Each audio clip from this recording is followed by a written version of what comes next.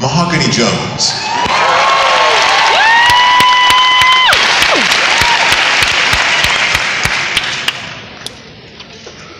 This is not a stage. This is the locker room of my mind. We're at halftime. It's the championship game, and we feel as if we're too far from behind to catch up. But we win. This is ticker-tay and confetti for second, third, fourth, fifth, sixth chances. This one is for all my heroes, the ones who wrestle themselves awake every day out of the vice grips of, you can't do this, and run into the loving arms of, you got this. This is White After Labor Day. This is I said what I said. This is gasp and hands full of clutch pearls.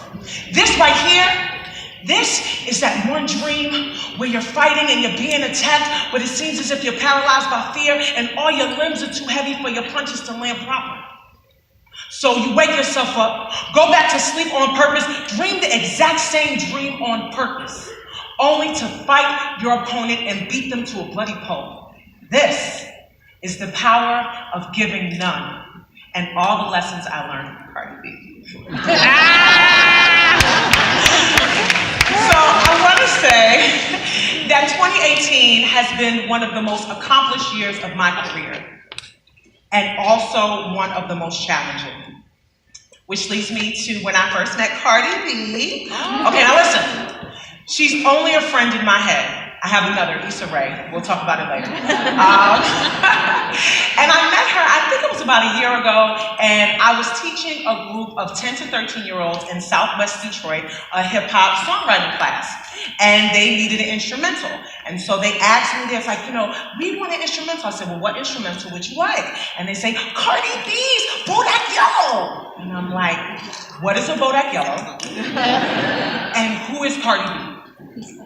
So they write the song comes out amazing. I proceed to call an Uber because that week, in true artist fashion, my car had died. I was feeling a little discouraged about it. Okay, well, I have to make another errand. I'm not gonna call another Uber, but I will ride my trusty bike. And so I said, well, I'm gonna make this enjoyable. I'm gonna pull up some listening music. So, what's this Cardi B business about? Now listen, I had it set that I was not gonna like it. It was gonna be too ghetto, it was gonna be too much, it's gonna be cuss words, it was gonna be expletives that disrespected women. I don't like it. These is red bottles, these is blood. I can get them both if I want them. Let me listen one more time and see why I don't like it. And I listened again and again and again. And I was a little disturbed, but I loved it. And what I loved about it was the same thing that I love about Jesus, that I love about Jay-Z, that I love about Oprah, that I love about Tiffany Haddish, is this permission they give themselves to enter into any space and be fully self-expressed no matter the consequence. And that is what I want to talk about today, why I feel we should all meet Cardi B and make her our friend, because there's lots of power in that. So the first Cardiism I want to share with you all is Cardi B yourself. I know. She does that very well, right? We are conditioned, we're marketed to, right? To reshape and repackage ourselves to fit different situations so that we can be accepted. And God forbid we face the big boogie monster of rejection. This summer, I had an amazing opportunity, a great stage with an artist who I so fangirl over. And I was in my head the whole time. Oh my God, does he like me? Is it good? Am I rapping? I mean, I'm probably not even on beat. This is so crazy. I can't believe I'm here. I almost blew the opportunity. And I had to pull myself in that locker room of my mind. Sharice, get it together. What will Cardi B do? And Cardi B wouldn't even care. And the day of the show, I had my little talk, and I had one of the freest, most enjoyable performances I've ever had, and it got my peers and myself a mention in Billboard magazine. So Cardi B yourself. Cardi B a builder. What do I mean? She went from stripper to reality TV show host to breaking all kinds of records on Billboard. When she was a stripper, she didn't have the anatomical design as one. She said, okay, they're making more money because they have, big, I'll go buy some, because my family needs money. Oh, I'm on this TV show and they don't respect me? Okay, I'm on Love and Hip Hop, I don't do hip hop, I'll do hip hop. Oh, who's working as hard as me? I'll put out 2 mixtapes in 6 months. They still don't respect me? I'll put out another album and it'll go #1. Oh, it's just a fluke. Oh, here goes another #1 and another one. So what do I mean to tell you? You're not gonna be invited to the table. Build one. You are not gonna be welcome into the house. Make the blueprints for your own house and build it. They're not gonna let you in the front door. Build a back room. Make yourself known and build opportunities. My next Cardiism. Cardi, be a master. Mastery puts us in a position to be undeniable. People won't like you. People won't want to let you in.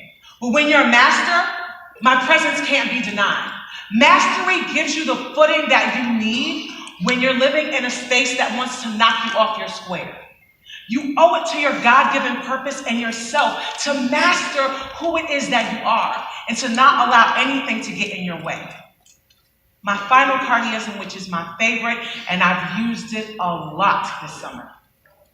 Cardi, be louder. I love how no matter what, people talk about the way she looks, people talk about her inability, people have talked about the way that I look, people have talked about my inability, said that I didn't deserve moments like this, and I have to turn up the volume. And I have to be louder than all those voices out there. And I have to be louder than all the voices in here that try to tell me the same thing. Find out what your override button is. Maybe it's affirmations, mine's are scriptures, mine's are reminding myself of all the great things that I've already been able to accomplish. But figure it out, because the voices get louder the higher up you get. Being too tall, being too loud, being too weird, being too Jesus-loving, being too black has been dangerous. And I learned that my coping mechanism or my way to make it through was to shrink, was to smile, was to not be so threatening. But I realized that if I was not going to die a life of mediocrity and conformity, that I had to be willing to be a target. I had to be willing to take a risk. And I had to be willing to be Cardi myself. Cardi be a builder. Cardi be a master. Cardi be louder than all the other voices that will not allow me to be my meest me and welcome everyone into their own greatness. My name is Mahogany Jones.